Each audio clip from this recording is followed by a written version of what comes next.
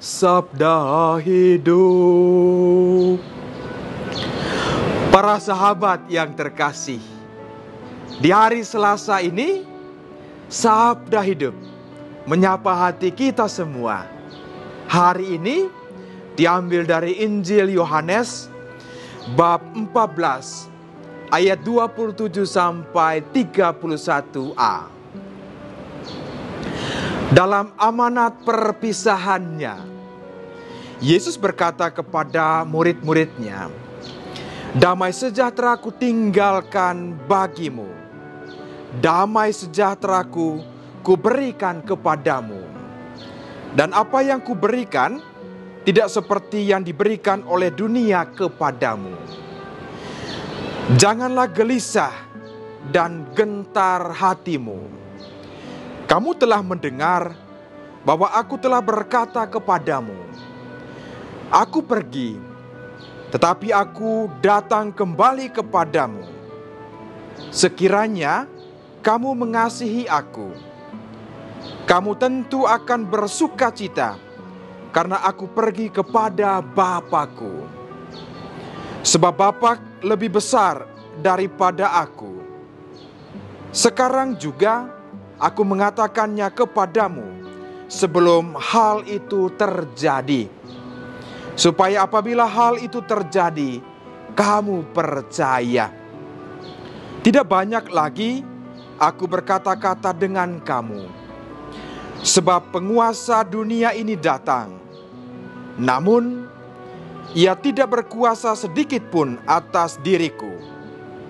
Tetapi, dunia harus tahu bahwa aku mengasihi Bapa dan bahwa aku melakukan segala sesuatu seperti yang diperintahkan Bapa kepadaku." Para sahabat yang terkasih, yang namanya manusia itu tidak terlepas dari pusaran kegelisahan. Saya dan para sahabat, kalau tidak pernah gelisah, kita patut pertanyakan siapa kita. Itu berarti bahwa kegelisahan itu bagian dari hidup kita. Makanan dan minuman kita setiap hari. Keluarga misalnya dalam situasi seperti saat ini, gelisah mikir hari esok. Bukan saja sekarang itu jaga jarak, tetapi dompet juga itu jaga jarak. Para ibu misalnya memikirkan, oh besok masak apa, gimana anak-anak ke sekolah. Atau sebagai seorang bapak memikirkan pekerjaan besok, itu gimana? Ini kegelisahan sebagai orang tua di keluarga-keluarga. Atau juga kegelisahan sebagai seorang anak muda misalnya. Rindu sekali apa yang dinamakan nyanyian itu, waktu Tuhan, waktu yang terbaik. Misalnya, wah menunggu kapan itu hidup berkeluarga ya. Yakin dan percaya bahwa ini kegelisahan sebagai pribadi. Atau anak kecil, anak sekolah ya. Saya seperti ini di rumah saja. Kadang-kadang bosan. Rindu itu pergi keluar, main-main dengan sesama teman di sekolah atau di mana saja. Rindu sekali bangku sekolah. Anak-anak pasti gelisah juga berkumpul bersama. Ini kegelisahan sebagai manusia. Dan kegelisahan ini tidak hanya dialami oleh kita saja. Bagaimana tadi dalam Injil, kegelisahan itu juga dialami oleh para murid Tuhan. Nah, apalagi ini situasi saat-saat terakhir perpisahan dengan Tuhan Yesus. Kegelisahan sebagai murid-murid yang udah lama berjalan bersama dengan Tuhan, lalu merasakan kasih sayang Tuhan, merasakan bagaimana Tuhan Yesus senantiasa ada bersama-sama dengan mereka. Dan bagaimana Yesus sendiri pada hari ini, dia mengatakan, janganlah gelisah dan gentar hatimu. Berarti perkataan Tuhan Yesus, Dia tidak pernah tinggalkan kita. Di dalam Injil, Dia pergi, tetapi Dia kembali lagi. Nah, ini sebuah harapan. Dengan demikian, harapan ini tidak hanya diberikan untuk para murid Tuhan Yesus saja, tetapi harapan yang sama itu diberikan kepada saya dan para sahabat. Bahwa di tengah kegelisahan-kegelisahan yang ada, Tuhan memberi harapan. Harapan Tuhan itu bahwa Dia itu menyertai kita, berjalan bersama kita dalam kegelisahan-kegelisahan. Nah, menarik sekali bagaimana kita sungguh-sungguh mau mengalami kegelisahan-kegelisahan yang ada, kemudian diubah menjadi sebuah pengharapan.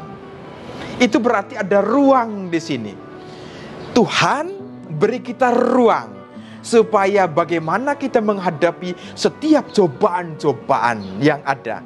Karena itu dalam doa kita tidak berdoa begini, Tuhan, jauhkanlah dari saya segala macam cobaan-cobaan, kegelisahan-kegelisahan.